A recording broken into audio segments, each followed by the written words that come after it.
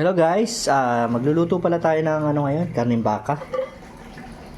Ayun, hindi ko na naipakita kung paano hinanda. Pulaan muna natin yung baka hanggang sa lumambot. Nilagyan muna natin siya ng asin, sibuyas, bawang at saka paminta. So yun yung mga initial ingredients natin na inilagay.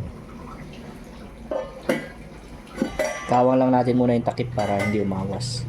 Tapos pakuluin lang natin siya sa tamang lakas ng apoy. Ito yung mga ingredients natin na isasama dun sa baka. Meron tayo dito na pechay bagyo, kahit nandito tayo sa Laguna. Tapos, 2 patatas, okay na, tsaka sili. Para balanse. It is a room that would be a trend. Talaga rin pala guys sa paglalaga ng karne na tanggalin yung mga mga mapa-mapa sa ibabaw. Ito, tatanggalin natin kasi mga dumi yan. So dahil baka to, napakarami ng mga hindi ko alam kung anong tawag dito, mga dugo ba ito o ano. Meron din sa isda ng ganito eh. Pagka naglalaga ka, nagsasaing kayo ng isda, tinatanggal din sa ibabaw ng sabaw. Ayun, ayos, ang dami. Kasama ang paminta. Sayang, titimpla na lang ulit. Ayan, at least nabawasan yung mga dumi na yun. Okay. Hugasan lang natin guys para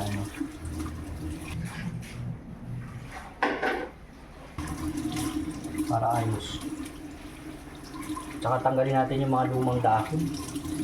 Kapag pala ako nagluluto guys ng nilagang baka, halimbawa 1 kilo, 1 pirang buray na pechay bagyo yung akin sinasahog. Tapos okay na to, 2 patatas. At huwag na nating takipan kasi kanina umawas.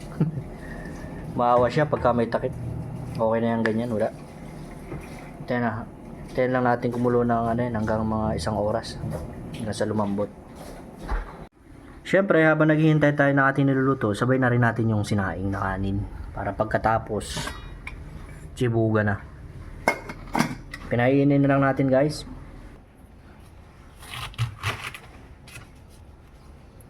Sa repolyo guys, pag ako naglalagay ng repolyo, pinuputol ko lang doon sa may tangkay. Tapos hindi ko na pinuputol, okay na yung ganyan kahaba, mga ganito kahaba. Bahala na yung bibig ang mag-nguya.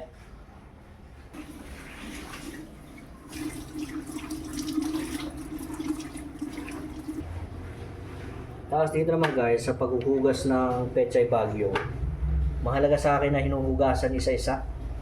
Kasi minsan may mga insekto pa na nakakapit. Kaya mahalaga na isa-isahin ko yung bawat dahon inalagay. Ayaw naman natin kumain ng uod. Sa napakaganda ng ating dahon na sarap nito mamaya. Tapos may patis. Tapos sili. Walang hair, walang jaw.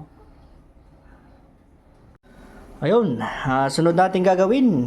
I-check naman natin kung malambot na yung karne. Kasi kanina pa to. Almost 1 hour na to dito. Tingnan natin kung malambot na. At pwede nang lagyan ng mga gulay. Girls, dreams come true. Amoy masarap na guys. Mamaya, samahan nyo kaming kumain. Okay, ilagay na rin natin yung sili. Sabay na rin natin yung kaunting patatas. Para lumambot na. Medyo malambot na yung karne. Tapos mamaya, pagka malambot na, ilagay natin yung dahon ng pechay bagyo. Next naman natin ilalagay, napakarami nito. Wow! Puno kaldero nito. Shit. Kuha tayo ng sausawan. Patis. Hindi lang.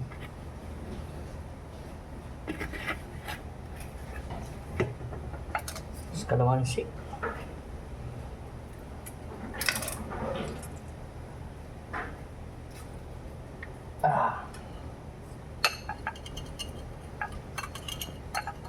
Okay guys, ito na ang resulta. Let's do this!